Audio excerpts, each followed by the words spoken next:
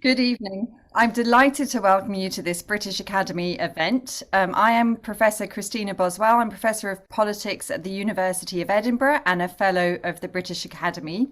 And tonight we're going to be discussing themes from the recent BA published evidence review of COVID-19 and society, which explores how COVID and its effects will shape society for the decade ahead.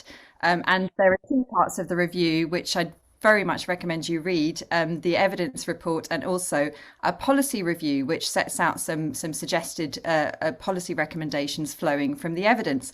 Now, I'm really delighted to be joined tonight and to be in conversation with Emily Morrison. Emily is head of the Institute of Community Studies at the Young Foundation, and she was very actively engaged in the review process, feeding in her insights and expertise into the findings of the reviews. Now, Emily specialises in youth violence and policy, education, civil society and culture, and she applies her expertise through her work in the Institute of Community Studies, whose mission is to better involve communities in decisions that affect them. And tonight, Emily and I are going to be in conversation for around 35 minutes, and then there'll be an opportunity for the audience to ask some questions. And if you'd like to ask a question, please submit this via the Q&A function. And of course, you're very welcome to tweet about the event on Twitter.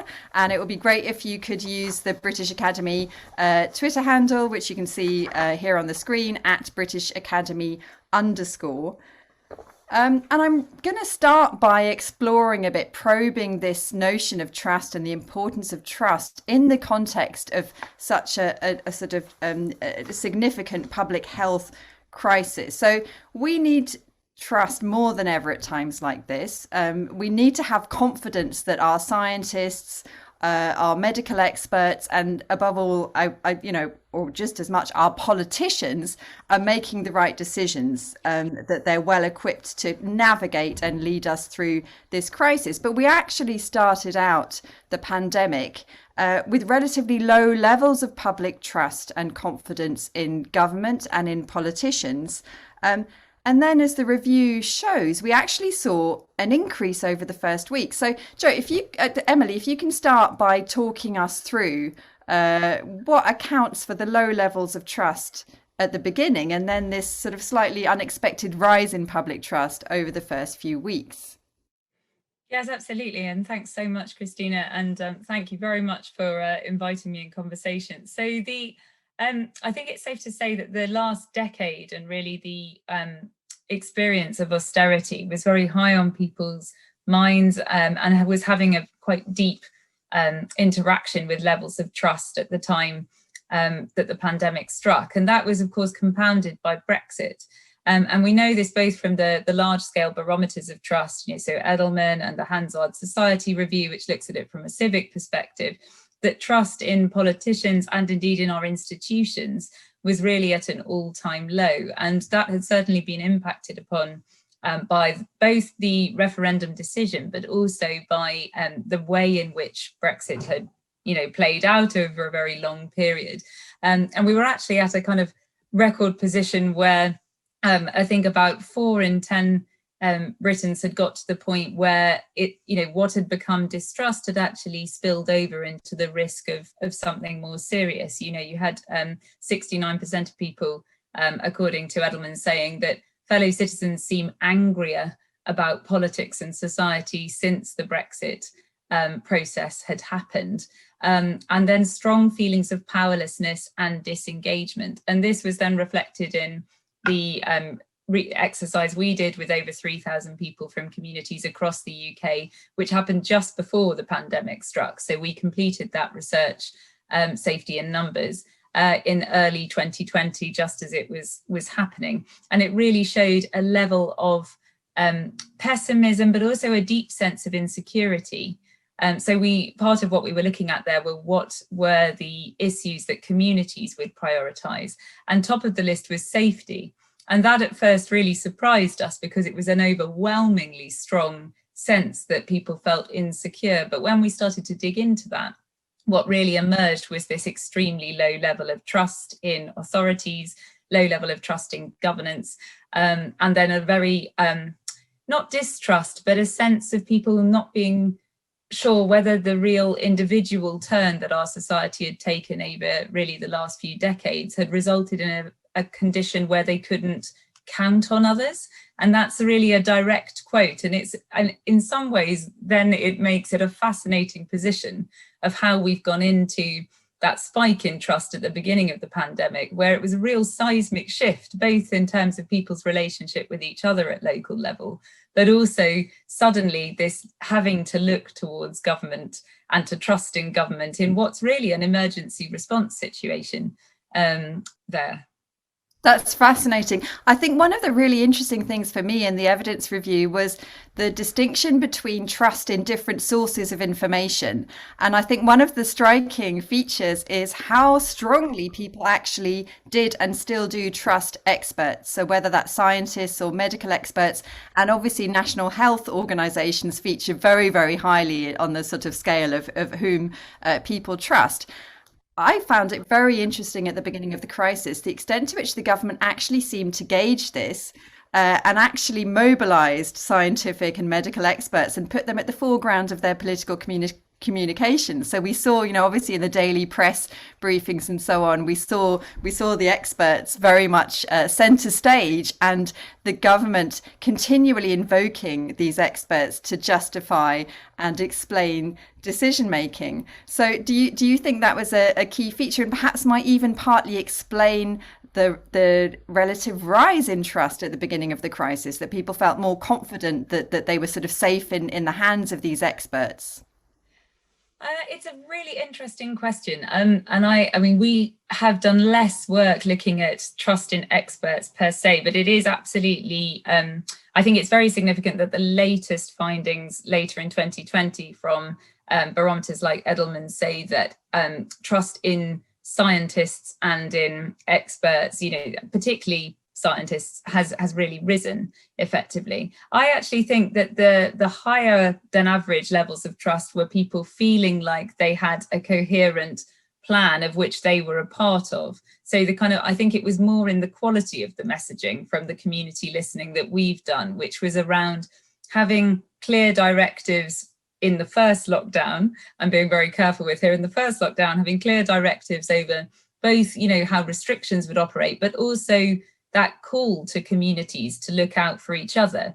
And I actually think that there is a direct relationship between the horizontal trust that was then building between different people in local communities, making them feel almost like there was a sense of being more secure in their local places, and therefore a greater ability to trust in leadership and governance. So we haven't studied directly whether the quality of messaging and using experts at the front had an impact on that. But I would actually say, I think it's probably got a direct correlation with what people were experiencing at local level, which was this sense of realizing that they had near neighbours and closer forms of support that were going to build their sense of being able to cope with what was really a huge shock when we went into lockdown the first time. That's really fascinating, and I think that importance of the local level is one of the key findings of this evidence review, and really runs through all of the sections of the report. Should we just then pick up again on this issue of fluctuations or changes in the levels of trust?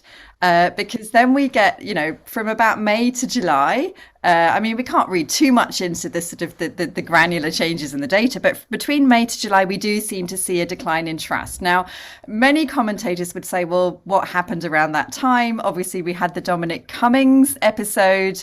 We had sort of, a prominent figure transgressing the rules. And that was widely reported in the media as being a sort of trigger or a prompt to a decline in public confidence in trust, the sort of one rule for us and one rule for the rest. Do you think that those sorts of focusing events are significant in influencing levels of trust? I do think they are extremely significant, and particularly in that context. So we were running as part of the Young Foundation, which powers the Institute for Community Studies, a huge study funded by the Wellcome Trust into COVID in communities. And it's extremely significant that our, what was a large scale qualitative exercise turned up so many responses about how that was really the Cummings incident, and not just the incident, the lack of management of it, the lack of kind of I suppose consequences from that were displayed, or accountability from that. That really was heralded in this large scale qualitative sample we were working with as the moment where the trust honeymoon ended, basically. And that was almost a direct quote. People said, oh, we feel the kind of honeymoon has ended with government now because somebody had broken the kind of sense of shared experience of what we were all having to put up with. And I think that's corroborated in the UCL large scale survey as well, that's saying that trust didn't recover after that point. This is really interesting. It didn't recover as we moved through the summer, and it's only started to pick up again with the vaccine rollout programme. So. That's interesting. Should we turn now to discuss a bit inequalities? So, we know that COVID has enhanced a number of underlying structural inequalities across age, across gender, across race and ethnicity. So can you say something about issues of trust for sort of more marginalized groups through COVID, and how they might have been affected by the experience of COVID?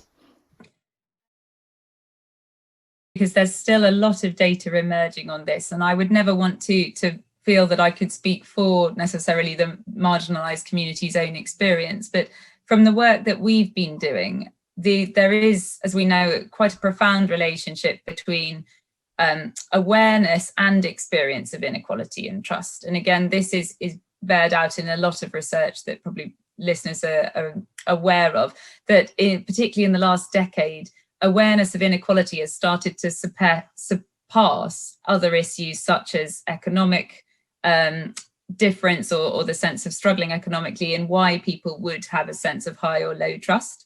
And that cross is sort of intersectional across lots of different inequalities.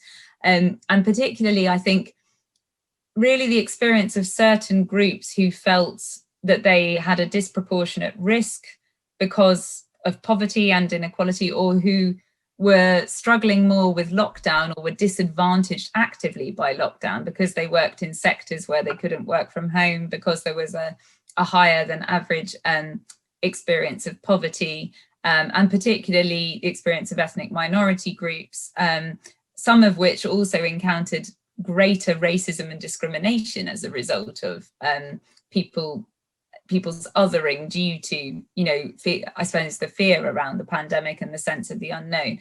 I think that has had a really detrimental impact in terms of trust in others. And I really want to emphasize the sense that whilst we talk a lot about horizontal trust at the moment, and that horizontal trust and local solidarity is often talked about, and that is to a degree true, that is higher than trust in government. But I do think that it's actually, the experience of the last year has created stronger in-group trust than between-group trust. And I think we need to be very careful about that, because we need to recognise that there have been very different and polarising experiences of the pandemic that intersect and exacerbate structural inequalities that already existed. And to claim that the claim that we are all in this together could not be further than the truth for many groups in society. And as a result, there are barriers to then trust forming between groups at local level, and then obviously between certain groups who are particularly, discriminated against, and then authorities. And one thing I did want to highlight is that we've really found that the role of local leaders in communities has been absolutely key to bridging those gaps between local authorities and communities experiencing high inequality, and also between communities who have, forms of information inequality, or other forms of disadvantage that mean that they were already, going to struggle further with restrictions, or with being able to manage their pathway through restrictions as well. So that does raise some interesting questions about governance in these contexts. So can you conceive of, or are there ways in which, national government could do better in consulting or organising forms of deliberation which bring in local leaders, local communities in a way that would make them feel more empowered and perhaps enhance trust? Well, it is very interesting, isn't it? Because there's a sense in which there has been almost a real absence of a conversation happening to local communities over the last year. And some of that in the very, first months when we were in full emergency response can be understood. The government needed to put a directive out to maintain, sort of public safety, basically. But as we've moved into having to negotiate what will people comply with and what are the forms of recovery support that are needed, what are the kind of things that people are willing to compromise upon in order to balance our return to society. I would say there's been quite a shockingly absent public conversation, and where it should start really is with those local leaders and local representatives. And that was remarked upon in the community listening we did before Christmas, which said that we were revisiting a number of issues in our agenda, including trust, including cohesion, including the sense of safety or insecurity, and people saying we're confused why we haven't been consulted now. And interestingly, research by the Local Government Association found that local government has had a much higher level of trust, and indeed a higher level of trust between constituents and local government than you would necessarily have had in previous years. And that has been, I think, largely where they have set up citizen assemblies, they've set up kind of citizen working groups, they have bridged into this forms of engagement. And I think this relationship between community engagement and trust is absolutely at the heart of a lot of this. And a lot of people will say, well, you would say that because you're the Institute for Community Studies, but it is actually buoyed out that if you are having, what is needed in terms of to build that community trust is reciprocal conversation and reciprocal communication. And if that isn't there, then you're not building trust. You might be building compliance, which is what a lot of the restrictions of the pandemic have relied upon, is compliance, but you're not building a relationship of trust there, I would argue. Yeah. You talk about local and community leaders. I mean, are there challenges here in a sense, the consistency or symmetry across the UK in terms of who is well placed or equipped to represent local communities? Do similar or parallel structures for representation exist across all parts of the UK? I mean, we typically have this issue when we think of the UK as a federal system. It's not really a kind of symmetrical federal system, is it? And you'd have sort of urban areas with particular types of leadership and representation, and rural areas, and the north and the south, etc. So how can we begin to sort of develop a feasible, viable governance structure for making this work? I think it's a huge challenge, to be completely frank. The thing that I feel confident in is that there's social infrastructure that involves community leadership in all parts of the country. It will not look the same in different places, just as the mutual aid organising that has happened has been stronger in certain areas than it has been in others. And in terms of organising a governance structure, really, I feel there are many replicable models that can work well. And I think there's a difference necessarily between co-governance and kind of co-governance systems, which do require a certain amount of kind of symmetry, really, if you're going to be able to, set standards around accountability and around, sort of equal representation. But I mean, I think we have a long way to go before we, where we could still do better before we even get there, if you know what I mean. There's still a real lack of that direct engagement and discursive engagement in communities. And I would also argue that when it comes to the engagement point, we don't need a one size fits all, because we should be appreciating and accepting the different forms of knowledge that exist in different communities. And those are how trust is built, and how, sort of also, mutual aid and support happens, and people interact with services and gain greater accessibility to what they need. So we need to find ways of, I suppose, working with entry points into those communities, because that system, I suppose, has fractured so much over the course of austerity, because people have had to take, they've had to plug gaps in resourcing that's been left elsewhere. So in a way, I feel we're at the beginning of a really long journey. And what I suppose is potentially exciting, although extremely daunting, is that a lot of the research that's been done around how people recover from disaster talks about the sense of a social capital reset or a social trust reset, which is that if you get it right in the process of engaging communities in recovery, you can really start to rebuild relationships in low trust contexts. And that's been buoyed out over people who've studied recovery from earthquakes, tsunamis, previous pandemics. So there is a huge amount of trust capital to gain here.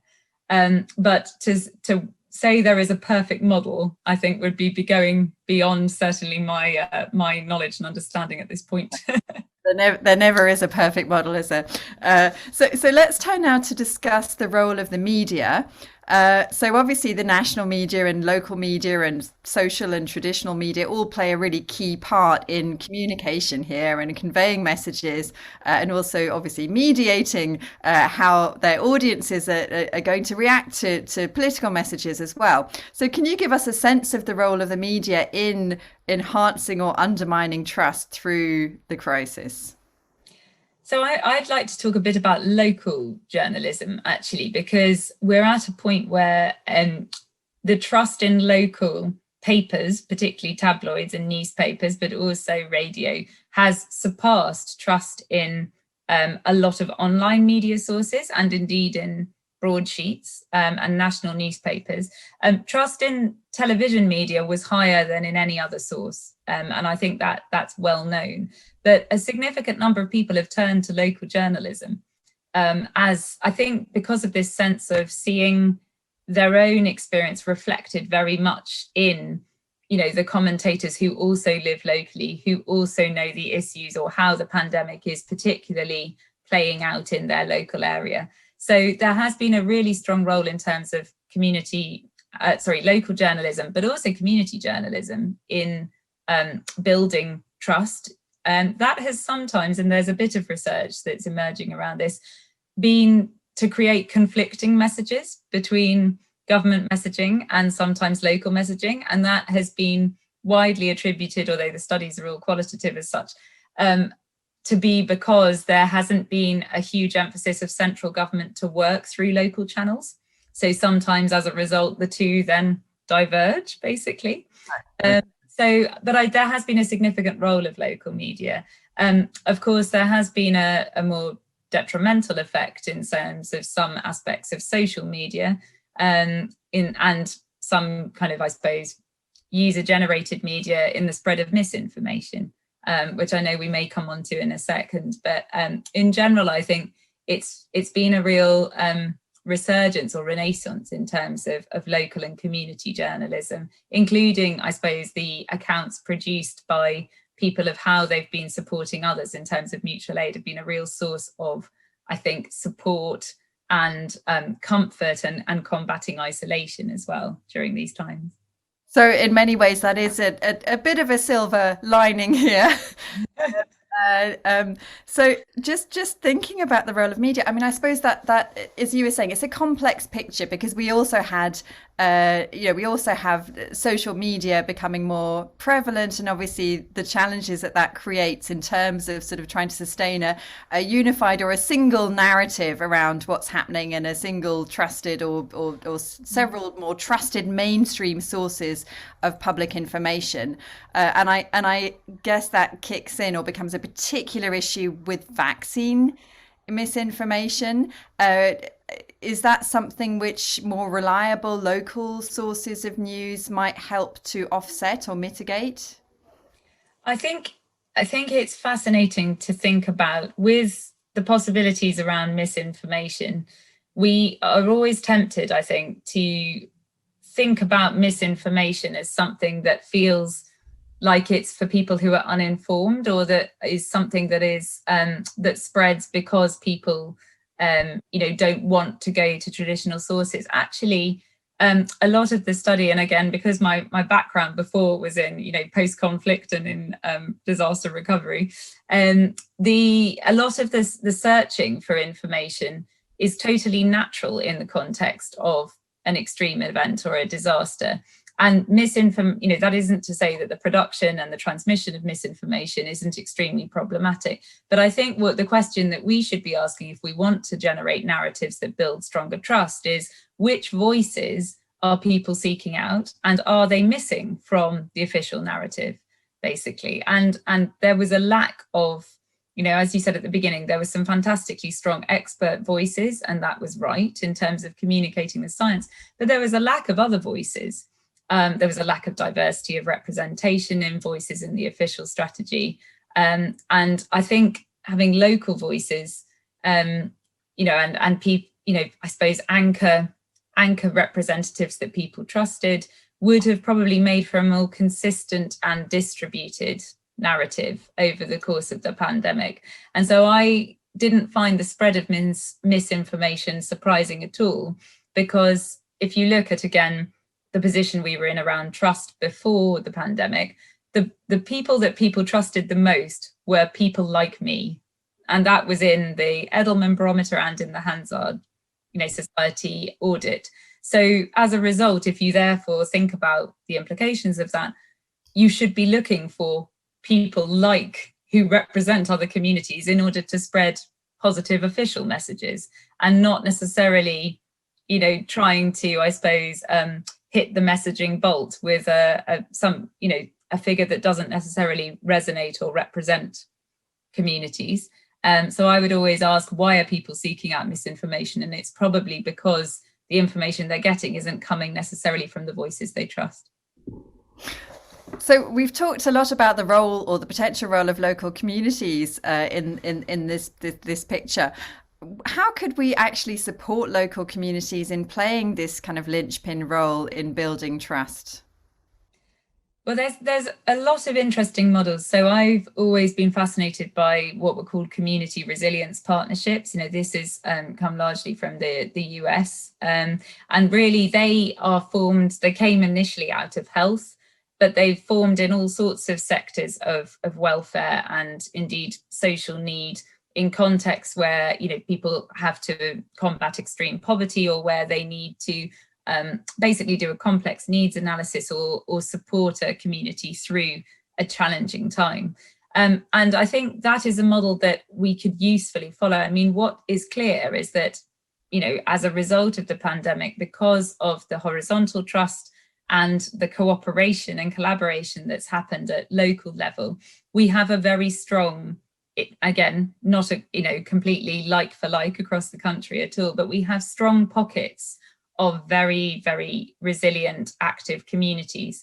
And so they naturally will need to, if they can play a role, then that will be a huge asset in the recovery from COVID. And what worries me at the moment is that there isn't that, I think naturally, for the reasons that you said, that it's quite hard to know how to engage with each different group.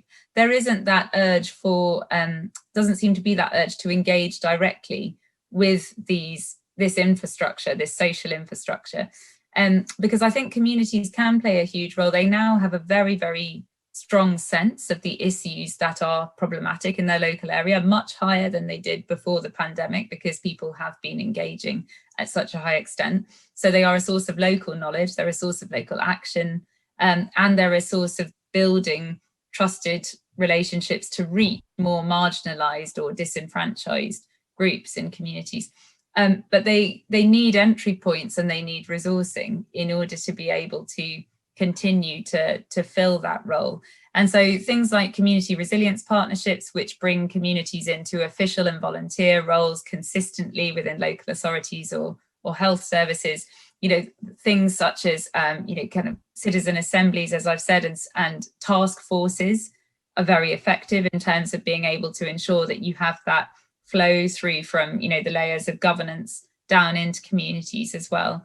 And I think then there needs to be a real effort to think about funding and resourcing that also seeks to bring different community groups together. Because if there is one risk, as I said before, it's that we have built very strong in-group kind of cohesion, but we haven't necessarily done cross-group cohesion.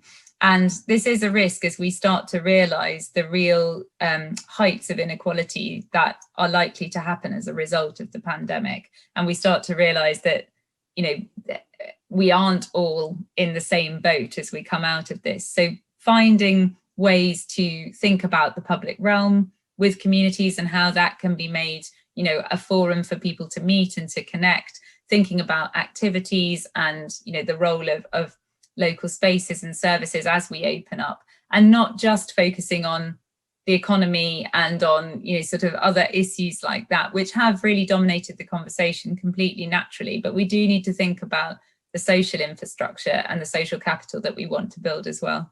Yeah, so it's interesting how you're implicitly invoking those ideas of bonding and bridging social capital and getting the relationship between those two right.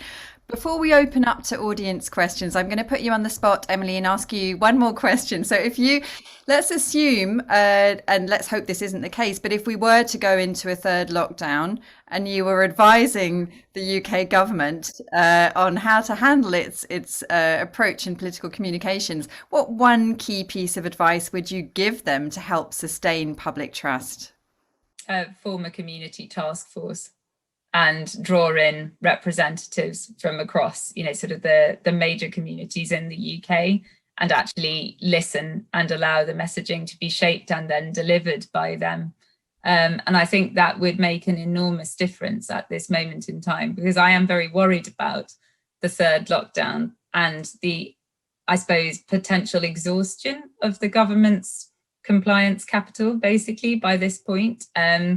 And I think, sort of we will be in a very different position if people have been vaccinated, which was obviously, the great promise, as it were, and is an incredible feat. But if we do then have to have another lockdown because of new variants or, sort of the spread of different forms of the infection, then we really will need people who know what those communities are willing to accept and who can work together to form, to realise what the common strands will be. And there will be things in common, but it does need very careful listening and action as well.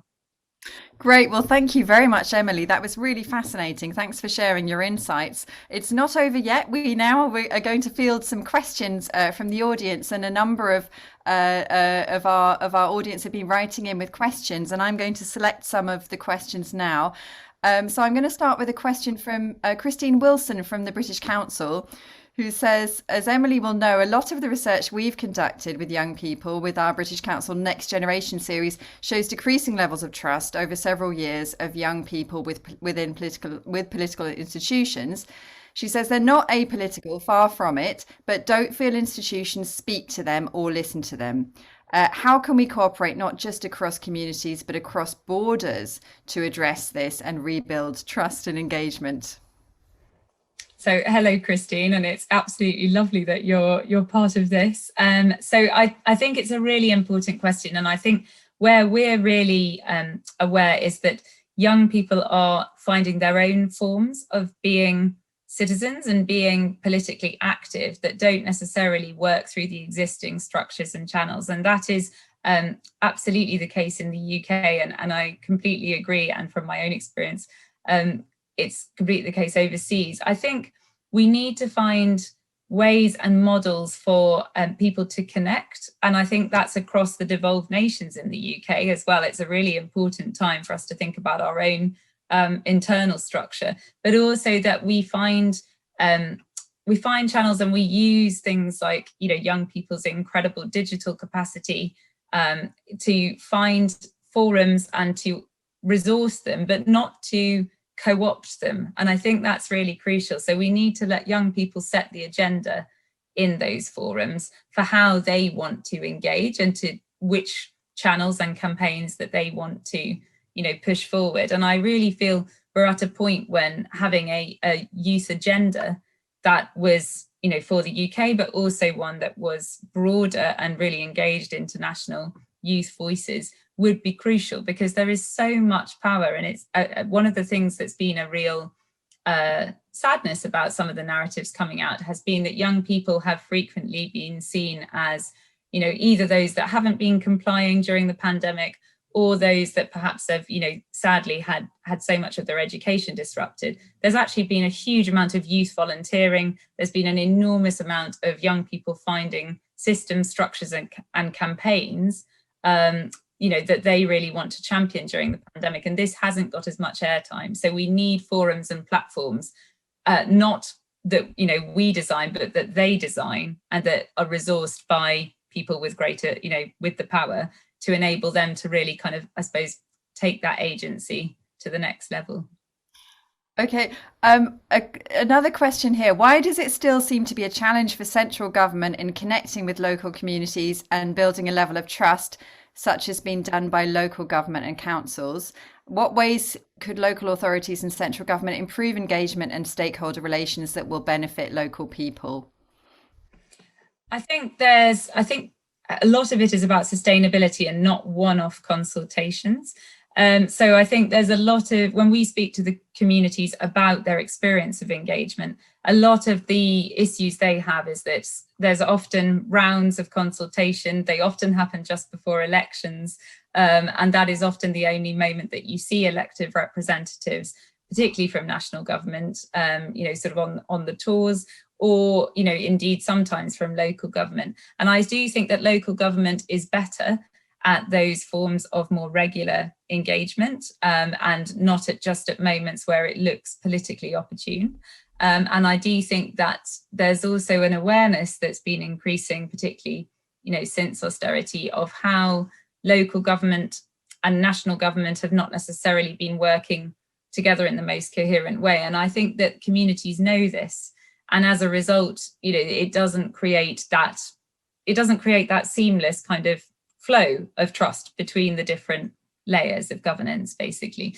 But the biggest thing that we hear, and this was again what we heard in the agenda exercise that we did, is that it's about sustaining engagement and not just looking like it's opportune. And I think that is the same whether it's national government or whether it is local government. Okay, thanks.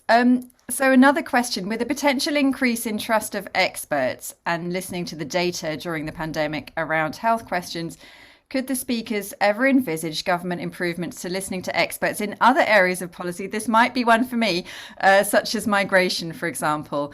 So I think this is a fascinating question. I mean, I think in some ways it's been heartening for experts, the extent to which, in a sense, there has been a sort of great attraction and authority linked to what experts say about the crisis. I mean, I think there were a number of risks at the beginning of the crisis, which I was very much aware of. One was that scientists would disagree, and that would be sort of exposed and show the fallibility of science. And actually, while there has been disagreement, that hasn't really largely been the case.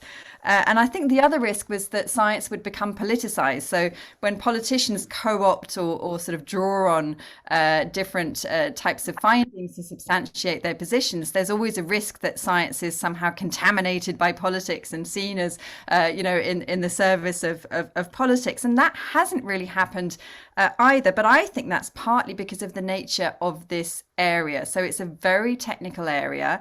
There's a particular types of expertise which are invoked, generally quantitative. It's an area of medical research as well, and we know that doctors earn particularly high levels of trust. Frankly, I can't imagine that would be replicated in an area like immigration, which is seen as so much more driven by rival interests and values. So it's a much less technical area. It's much less sort of dominated by STEM type subjects. So I don't know. I'm a little bit pessimistic about that. I don't know whether you've got any thoughts on that, Emily. I would agree with you in terms of I think the sources of knowledge and the lack of, the more, I suppose, subjective or, as you said, seemingly politicized nature of things like, social and public policy, which is where obviously, I most frequently sit. I think it would make it very hard to do that. I feel slightly more hopeful that if we can draw in a greater reflection of people's experiences within our evidence base, that we could actually build this sense that between, ordinary people and, experts, that the experts actually know what they are living through. And I feel that a lot of the distrust or the skepticism that we get in the fields of, social policy and public policy comes from this feeling that it's all been taken up into expert speak, and it doesn't reflect people's lived experience. And we do have methods and models to bring in that lived experience, but we've also got to confront, the barriers we have in the academy and also in policy for people recognizing those as not just one person's experience or not just as subjective as they can seem. So there's a lot of work we would have to do ourselves, but I feel maybe slightly more optimistic, I think. Well, that's good. Okay, another question. There's been a lot of asymmetry in the spread of the virus and the subsequent response across different regions and localities. Some people have been living with increased COVID measures, higher tiers, etc. I can speak for that from Scotland, where the pubs are not open yet. Will this have a lasting impact on levels of trust nationally or within and between local communities? I think there's already a lot of research to show that the trust that people had in England of their government is much lower than trust people had in Wales and Scotland of their government's response. So I think in terms of devolution, it will have a significant and lasting impact on who people turn to and on their sense of belonging and identity, I think, at devolved level. In terms of across different regions, sort of at a more localized level, I do think it is too early to say. I think a lot of it will be in how the recovery effort is distributed and how fair and on what measures that looks. And, people talk a lot about levelling up. I think it's still quite unclear to a lot of people on what grounds are we seeking to level up, and on what issues and levers across society are going to be pulled in order to do that. And I think a lot really hangs in the balance on how fair the recovery effort looks and how fairly it is felt, basically. But I do think it is a bit early to tell about the kind of local authority level picture of that. Yeah, well, we might see in terms of the devolved nations, we might get some early indications from the results of our Scottish elections, which are coming up. I mean, a related and final question, actually, but a very important one. Is there a significant generational variation in levels of public trust? And in particular, let's think about young people and how their trust has been affected. Would you like to share some thoughts on that? And please, since this is the last answer, please end on a relatively optimistic note, Emily.